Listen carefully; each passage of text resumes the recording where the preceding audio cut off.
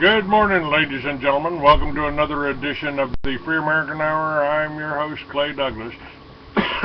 Let me tell you a little bit about my guest today. Me Sah is a spiritual medium, clairvoyant, counselor, and energy coach from Santa Fe, New Mexico, who has attained a highly attuned level of connection to spirit and angelic realms. With her help, you can experience enlightenment, expand your level of awareness. For over 40 years, Me Sah has not only been a spiritual teacher and a consultant, but a student of spirit, metaphysics, spirituality, meditation, phenomena, and the esoteric. As a medium, a spiritual reader and guide, animal communicator, healer, and metaphysical priest, she helps others make a connection to the greater consciousness of their being. And you got a quote right up here on top of your website, which is linked on freeamerican.com, right below this show, under your name. Free will means you have the choice to connect with spirit or not. You know, a lot of the Christians try to teach original sin, and I simply don't buy into that, Me Sah. Because I think we're born with an awareness of good and evil. We know as a child if we're doing good or we're doing bad, don't we? Absolutely. We're born with karma. If you accept the idea of karma, that we're born into karma, so we come in with certain challenges that we will face in a given life. But absolutely, we come in with free will. We come in knowing what's right, what's helpful, what's useful, what's in alignment with spirit or the God force, and what's not. And I absolutely do not believe in original sin. How could there be original sin if we have a loving God? Well, now I have some questions about that. You know, I've read the Bible, and there's portions in the Bible, especially in the Old Testament, where the God they call Yahweh ain't a very nice guy. Yep.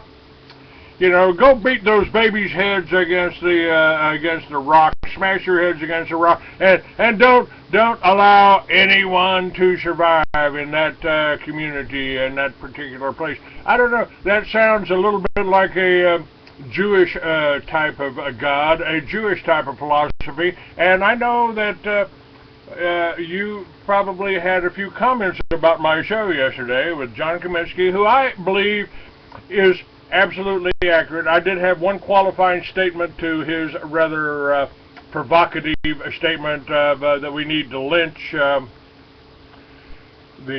head of the ADL, Abraham Foxman, and I agree with that in spirit, but only after a fair trial. Now, with that qualification, I'm going to turn it over to you because, you know, if we're here because of karma, you know, and judging from my last 25 years on this planet, I must have been a real bad boy a long time ago. Well, you know, karmically, we've all done pretty much everything. So we've all been good, we've all been bad, we've all been rich, we've all been poor. We just run the gamut, and it's about soul lessons. But what I really would like to address to begin with, and I hope I don't get misunderstood when I say this, is that I think it is difficult to change problems or change situations if you come at them from the same level that the situation is at vibrationally. And I think it was Einstein that mentioned this. He said, if you want to solve a problem, you have to get several levels above the problem in order to solve the problem. So when we're looking at what's going on in the world, when we're looking at the greed and the manipulation and the control, when we come at that as a reaction and we are at that same level, we start fighting with groups in the same way, and we come at that from a very negative standpoint. You know, this is awful, and these people are controlling this, and these people are doing that. I'm not saying they're not. I'm saying that to change things, we have to come from a different level of understanding and perspective. And we have to come from a level of principle instead of attacking what's going on or the people that are doing it. We have to stand on principle, on a higher level of understanding in order to affect it. I have said many times on this radio show that the problem we have today is how do you fight evil, and I mean, I could go on for, and I have gone on for years about the level of malevolence and evil that's out there, but how do we fight that without becoming evil? And I think that's, as a matter of fact, that's what I intend to address on the Friday the 19th at Brave New Books. You know, because my whole book, Mystery Babylon, is about the battles I've been fighting with the whole New World Order, and I've tried to keep my battle on an ethical and moral grounds.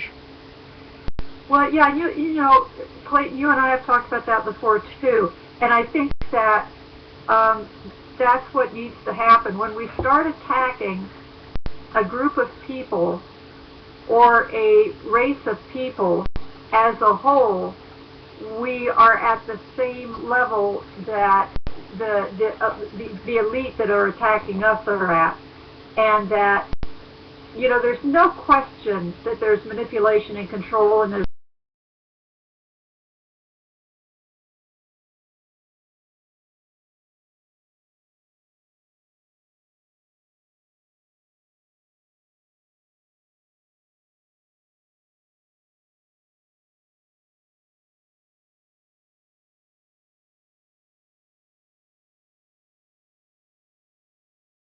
we understand that these powers and principalities are in every nation, in every racial group, in every kind of division that has been created. You're going to find people of light, you're going to find people of darkness. We need to go after the darkness, not major groups of people.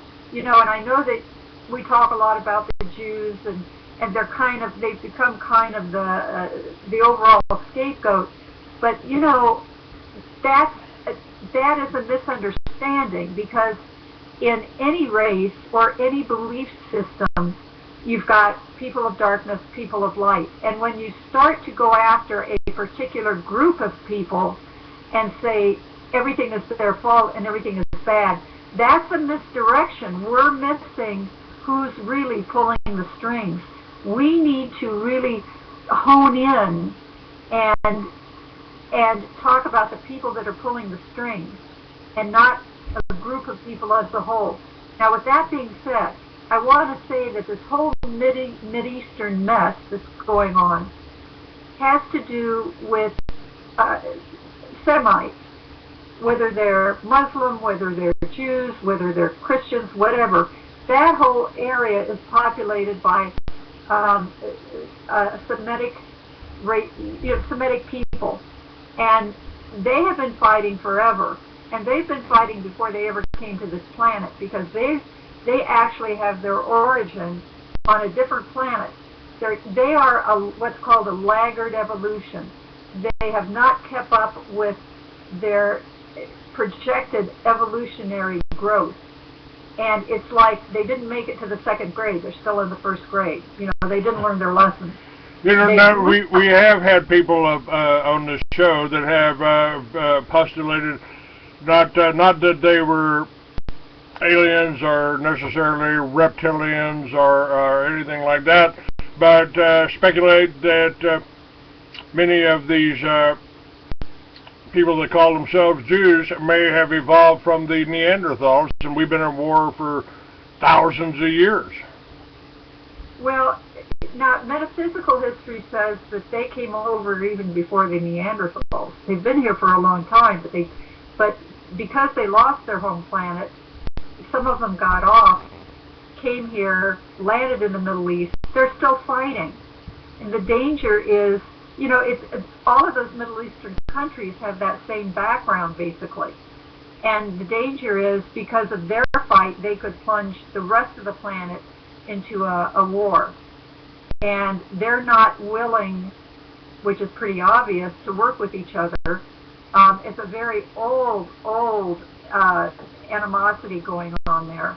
And so that's, you know, that's a concern, because it's such a divisive thing, and it doesn't make any difference what their religion is. It's that lack of keeping up with their evolutionary pace that keeps them in this fight with each other. Now, I have referred to Israel as a rogue country, or as a country set up by the bankers, who are the real, in my opinion, the real villains here. It's the banksters. It's the people that figured out compound interest, fractional banking. It's a heck of a scam, man. We'll loan you money to fight this war. Get all your children killed, and and we own your house, and it's a great scam. But the Israel was set up by the Rothschilds, and this is pretty evident in my book. I've got the whole history of the Rothschilds in Mystery Babylon, which, by the way, your copy is signed and ready to drop in the mailbox after my show today. Oh, awesome! Thank you. And you know, and that can be very misleading too, because the Rothschilds, all the people we're talking about that really do pull the strings,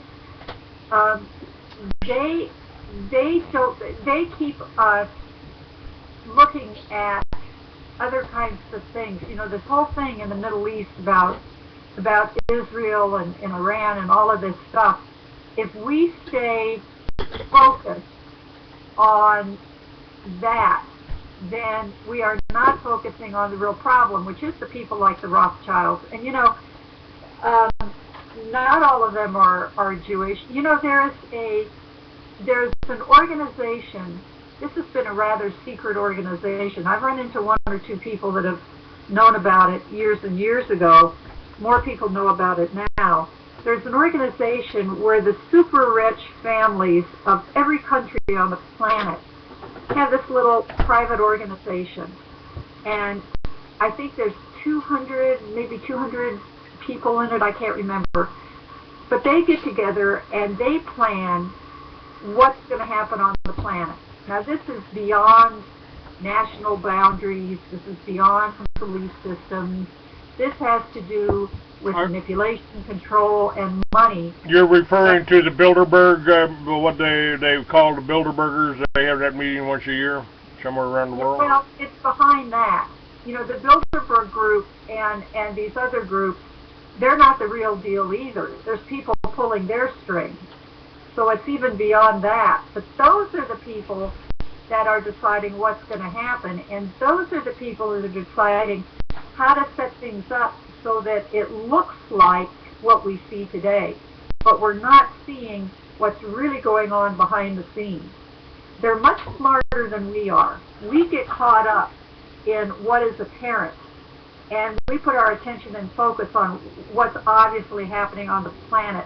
And you know, you and I have talked about divide and conquer tactics, and that's what it does. It catches our attention, it divides us from really getting to the root of the problem, and as long as they can keep us in fear and concern or just focused on that, they're over here, you know, in another place doing whatever it is they want.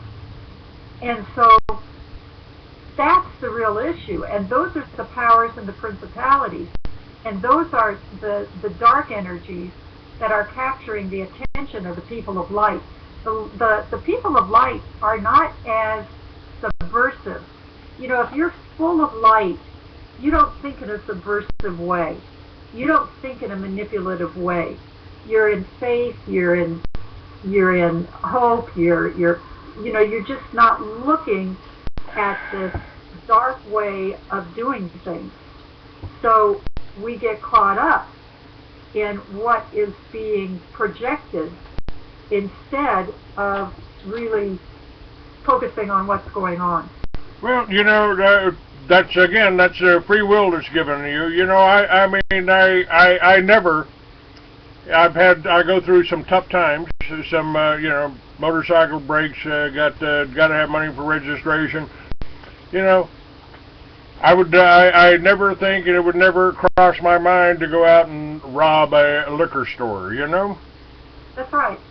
And, if you apply that type of thinking on a larger scale, it's kind of like the conversation between McCarthy and James Forrestal. McCarthy said something about the communists being stupid, and Forrestal disagreed with him. He said, no, consistency is not the mark of stupidity. If they were just stupid, occasionally they'd make a mistake in our favor. That's right. There was a very high-ranking, I can't remember if we've talked about this before or not, there was a very high-ranking communist official that defected to the United States in, I think it was the 80s.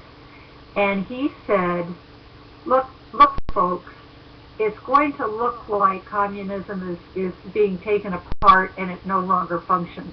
He said, that's all planned.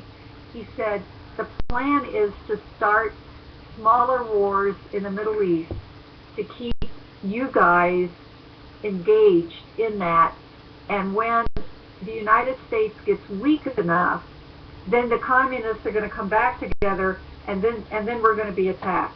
He said, don't believe the way it's going to look, because that's not what's on the table. He said the communists have a very long-range plan, much longer than what we're looking at in the West.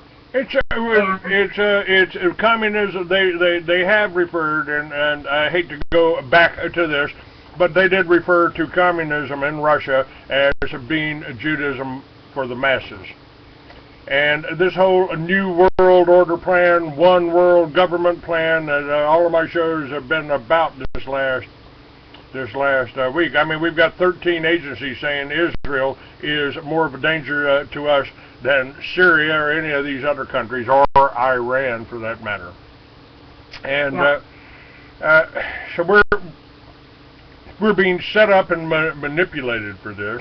It's happening from the media, and again, our founding fathers warned us, Me Sah, that if you ever allow a private bank to issue your money, the banks and the corporations that spring up around them will leave your children homeless in the land that we conquered. Yep, absolutely. And that's exactly what's happening now. And I think that the reason that Israel is so dangerous is because we have such a close relationship with Israel that, if Israel gets attacked, we're going to jump in and say, oh no, you can't do that. Here's another thing, Clayton. If you and I got in a large argument, and we're going back and forth, and we're yelling at each other, and we're disagreeing, and what's really happening on an energetic level is if we get in an argument, and I say something to you that angers you, and then you respond and say something back to me, and then I respond and say something back to you, what we're doing is feeding each other energy. We're giving each other energy.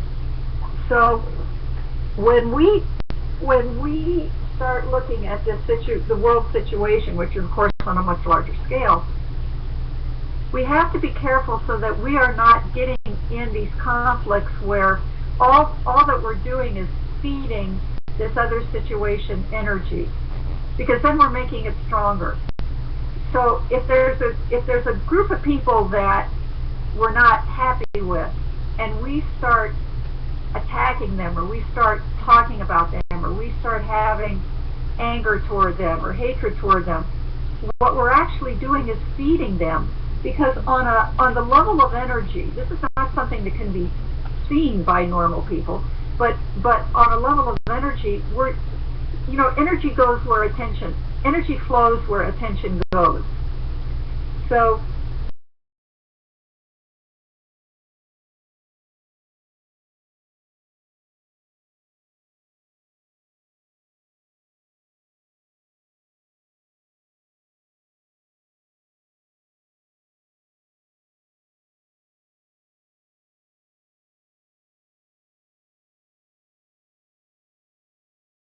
and pick it up, and it's making them stronger.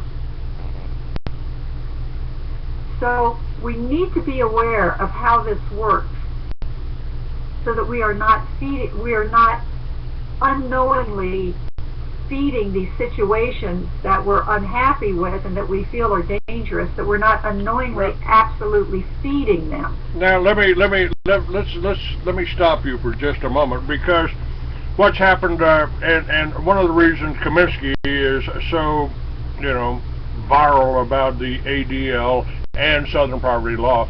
I mean, they have actually shot people that were trying to help me. They have attacked people that have tried to help me. They have attacked me physically, mentally, psychologically, financially, and in trying to resist this. The ADL gave me a lot of publicity. I mean, oh, Clay Douglas is starting a militia. He's one of those right-wing extremists. None of which I am. I mean, what I am is an old Texas biker that doesn't like to wear helmets and traveled a lot. That's who I am. You're breaking up a lot, Clay. I'm having a hard time understanding you. Okay, it's